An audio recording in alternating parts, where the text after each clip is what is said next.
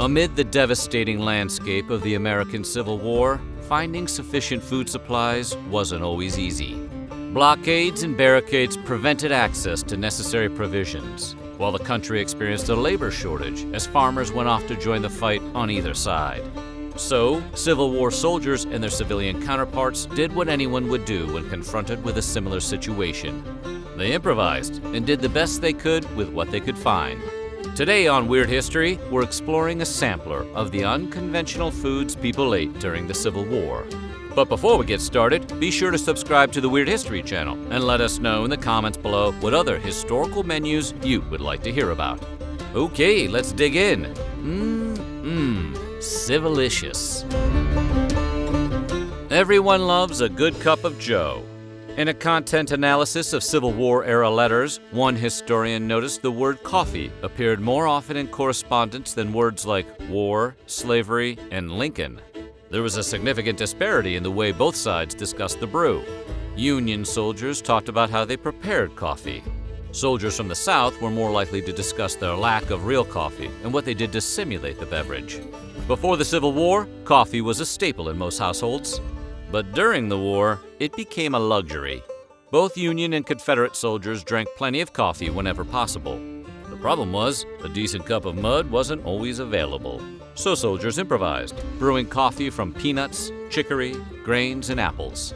Some of them got a bit more creative, using acorns or sweet potatoes. Per General J.E.B. Stuart, sweet potato coffee wasn't hard to make. To make sweet potato coffee, soldiers peeled and cut the potatoes into chunks, approximately the same size as a coffee berry. Then they placed the pieces into the sun to dry. Once dried and parched brown, soldiers ground them to the consistency of coffee grounds. After that, it was merely a matter of mixing the grounds with water until it became a pasty substance. A bit of hot water and brewing transformed the concoction into a beverage the soldiers could enjoy with their breakfast. The coffee disparity affected the South, and they sometimes referred to their makeshift coffee concoctions as Lincoln coffee, over the outlandish brewing methods and ingredients. Coffee was an essential commodity to both sides, and sometimes soldiers received unique coffee recipes or brews from home. When General George Pickett received a new blend from his wife, he remarked, "No mocha or Java ever tasted half so good as this rye sweet potato blend." Okay, George, whatever you say. The Army intended for their rations to only last 3 days on an active campaign. Unfortunately, fresh meat often spoiled or became infested with flies shortly after the soldiers received it. So the Army pickled meat to make it last longer. Thus, salt beef and salt pork were born. The two types of meat were often standard rations at the time. Salt beef, otherwise known as salt horse, was described by veteran John D. Billings as thoroughly penetrated with saltpeter, often yellow-green with rust from having lain out in the brine, and when boiled, was 4 times out of 5, if not 9 times out of 10, a stench in the nostrils, which no delicate palate cared to encounter at shorter range. Sounds delicious. Salt pork, or sow belly, didn't receive much praise either because it was usually black, rusty, and decidedly unpopular. Soldiers had to soak the pickled meats in water just to make them palatable. After that, they could be pretty versatile. Cooks might boil the meat or stew it with beans. Sometimes soldiers consumed the meat uncooked as a sort of sandwich. Of course, the sandwich bread wasn't your typical 12-grain whole wheat loaf. It was hardtack. Ultimately, Billings found the salt pork preferable to the musty and rancid salt horse. Even at that, he thought the meat was indigestible and unpalatable. Per the revised United States Army Regulations of 1861, Union soldiers got 12 ounces of pork or bacon and a little over 1 pound of beef. Flour, cornmeal, and a pound of hard bread rounded out the provisions. On rare occasions, a soldier might get some coffee, sugar, dried fruit, or vinegar to add some flavor to their meals. Confederate soldiers, on the other hand, had a very different mess kit. The meat wasn't always available, and barricades made getting provisions to the South more difficult. To make up for the shortage, soldiers substituted a mixture of rice and molasses for the meat itself. Cooks occasionally added cornmeal to pad out the flavor. Molasses is an acquired taste, but it worked as a sweetener when Confederate troops ran out of sugar or made other foods. And you thought your lunch was rough. In a time when we can have meals delivered straight to our homes, Civil War recipes may seem strange. Take the case of a dish called slosh, for instance. Made from a volatile combination of bacon, grease, and flour, slosh was a bacon lover's dream come true. It was also a necessity in the South, where food supplies weren't always great. Slosh was economical and easy to prepare. Soldiers took a significant amount of grease, added some bacon, and poured in watered-down flour. They'd proceed to stew the mixture until the liquid disappeared to create a thicker dish. Alternate versions of slosh, with colorful names like Confederate Kush, included beef and crumbled cornbread to create a more robust meal. Then there was slapjack, the pancake-style version of the recipe that featured a flour paste browned on both sides. It's probably not something you'd order at the local diner, but it'd probably go great with some raspberries and syrup. While the North had an abundance of food during the war, some foods like chocolate were essentially unavailable in the South. But a craving for chocolate and some ingenuity led to creating a drink that resembled everyone's favorite winter beverage. We don't mean Starbucks' discontinued gingerbread latte. We're talking about good old-fashioned hot chocolate. Only this version of the drink uses peanuts as a substitute for delicious confection.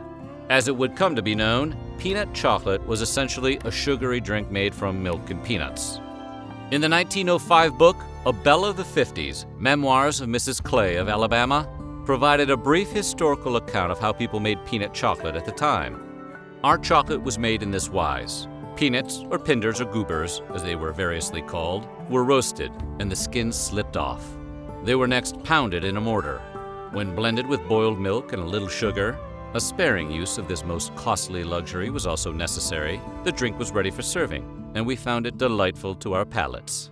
It wasn't Swiss Miss, but it was good enough. Sadly, other culinary developments will forever overshadow peanut chocolate's place in history.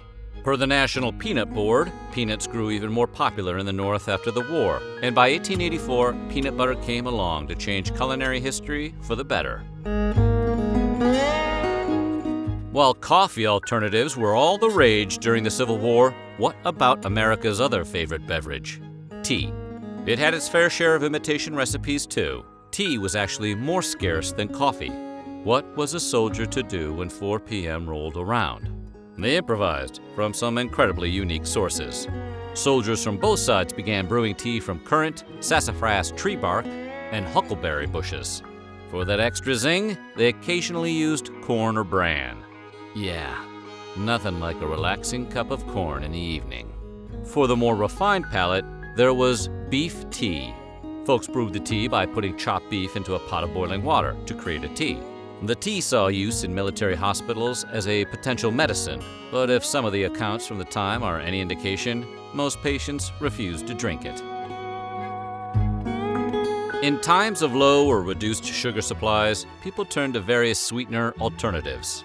Soldiers turned to our viscous friend molasses for relief, but sometimes even it wasn't readily available. So what did they do to satisfy their sweet tooths instead?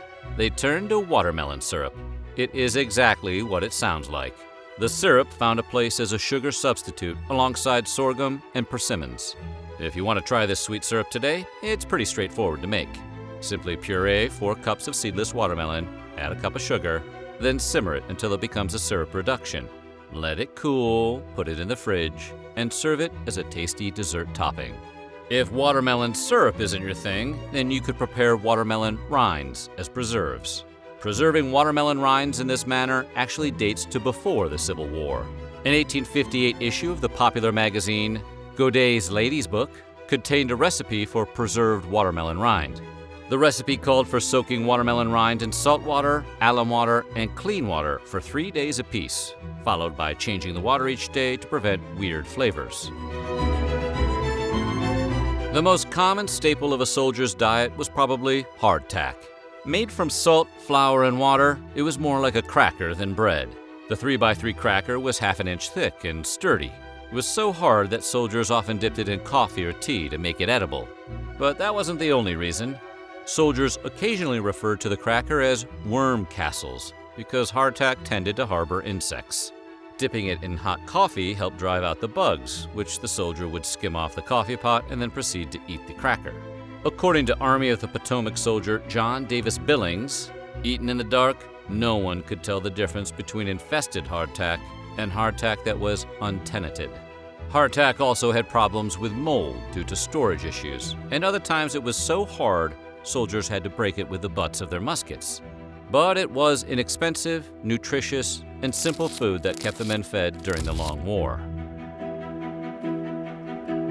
Not to be confused with a timid or feeble person, or the song by the band Helmet, Civil War milquetoast was just another way to mix the essential parts of a soldier's diet into something tastier. On its own, hardtack is kind of bland. By soaking it in condensed milk, soldiers benefited from added flavor to make the bread more palatable. It wasn't cheap either. Condensed milk cost upwards of 75 cents per can, so only a recruit with money to burn probably did it that way. Milquetoast may have been creative, but it wasn't the only solution for making hardtack taste better. Soldiers reached into their sugar rations to improve the taste and occasionally made hardtack pudding. They'd pound the hardtack into powder, add water and flour to create a crust, then bake it with any fruit they had on hand. Like everything else during the period, fresh vegetables were a bit hard to come by. Soldiers occasionally received carrots, onions, celery, and greens in cube form. The veggies were chopped, mixed, and pressed into cubes for use as a portable source of vitamins and fiber. Desiccated vegetables were revolting veggie cubes. Some soldiers reviled them and gave them a different name: desecrated vegetables. Desiccated vegetables provided some flavor for soups and stews. And when better fare like beans, potatoes, or rice wasn't available, desiccated vegetables took their place. Although reviled by most, the cubes helped ward off scurvy and other disorders related to vitamin deficiencies. At any rate, it's still better than canned spinach. Not good. The cooking methods employed by some members of the volunteer regiments greatly troubled U.S. Sanitary Commission member James M. Sanderson. Sanderson wasn't happy with their injurious and unwholesome mode of cooking and believed he could do it better. Sanderson began experimenting with different cooking methods, developing more efficient ways to use campfires and cooking pots in the process. Not only that, he advised cooks to limit their use of fat, sugar, and salt in their cooking. Sanderson, not one to spill the beans completely, also advised cooks to avoid overboiling beans as they cooked. Sanderson left an impressive legacy of recipes in his wake. Over 18 stews, soups, and other recipes burst from his imagination, including commissary Brazilian stew. The primary ingredient in this particular dish was vinegar-dipped cubed beef. Cooks stewed the meat with onions and simmered it over low heat for several hours. If diners were lucky, they might get some potatoes too. What a meal! When it came time to do some cooking, folks got creative with their ingredients and cooking methods. Thus, different kinds of cakes were born. Water cakes were made by lightly beating eggs with cold water to form a thick batter. Cooks would add a touch of salt and bake it, then serve it with butter. Don't like eggs? Then try an ash cake, the eggless alternative to the water cake. Instead of flour, these cakes were made with cornmeal and boiling water, then wrapped in corn husks and cooked beneath hot ashes. Cooking methods fundamentally altered the dish. If cooked in a pan, it became a hoe cake, and if it was oven cooked, the result was a dish called PONE. A delicious pairing of pork and boiled corn was an everyday meal in the South. Known as hog and hominy, it was often served with waffles at breakfast or potatoes and greens at supper time.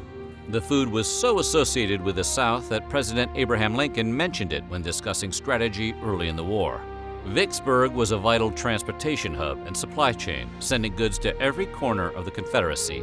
The story goes that Lincoln met with his military advisors, pointed to Vicksburg on a map, and discussed the importance of the Union taking the city.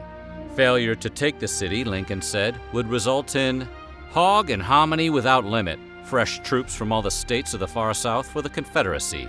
It's kind of a weird way to underscore the importance of a military strategy, but Lincoln was onto something. The Battle of Vicksburg ended up being a turning point in the war, cutting off food and other supplies to the South. During the conflict, rissoles were a shining beacon of hope on an otherwise dismal menu. As a deep-fried patty rolled in pastry or breadcrumbs, rissoles could potentially contain any kind of meat. They were like the Hot Pocket of the Civil War. But unlike the modern-day Hot Pocket, rissoles are more edible and delicious. Minced meat, fish, clams, and oysters mixed with egg were all common fillings. Ingredients were mixed with cayenne pepper and other spices, formed into cakes, and fried. If you want to relive that glory in the 21st century, this late 1800s recipe has you covered. Chop beef or mutton into small pieces and season well with salt and pepper. To each half pint of this, add a teaspoon of chopped parsley and a half cup of chopped breadcrumbs. Then add 2 whole eggs and work the mixture into a smooth paste. Form into balls, dip in egg, and then cracker crumbs, and fry in smoking hot fat. Serve with a nice sauce poured over them. It wasn't the most common meal of the era, but rissoles were often served on special occasions and Thanksgiving meals. So what do you think? What would be your dish of choice? Let us know in the comments below, and while you're at it, check out some of these other videos from our weird history.